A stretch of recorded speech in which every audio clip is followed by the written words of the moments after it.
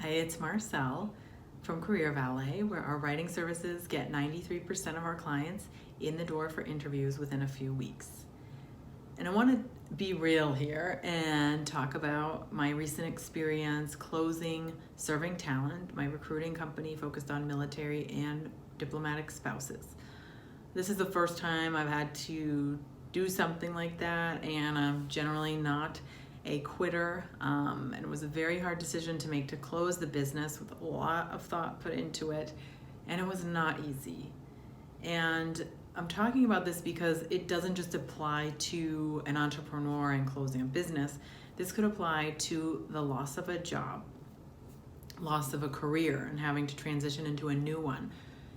These things were big deals, and I think I wasn't prepared to give myself enough time to really grieve about that. And this can happen, if you're laid off or you're really disenchanted by a job and it's become toxic and you decide you have to just get out of there and do something different. These are all big deals, right? I mean, we spend a lot of time of our life at work in our week, and it's a major life event. And I think we all have to remember that taking that time to ourselves is crucial. And you really do go through the stages of grief that you might think you only go through when somebody close to you passes away. And in fact, it's a similar process. Maybe not as intense, maybe it is as intense, but it's a similar process. And so reading about those types of things and the different stages can be important. And I'm going to post some articles below that are specific to entrepreneurship and how to get over it that have helped me, for those of you who are interested. But I think it also shows some insight into how these things occur. And they suggest things like, take 24 hours or days or weeks just to go and be angry and do what you need to do. Work it out through exercise. Go punch a punching bag. Scream at the top of your lungs.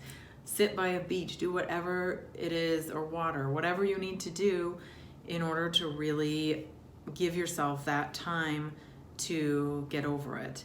And then once that's done, to kind of pick yourself up and move on in different ways that you can go about that. But again, I think the most important thing I've learned has been to give myself that time and also to reflect on lessons learned. So you might want to sit down and think, if it's a career, what did you learn from the career that you've had? What skills did you use?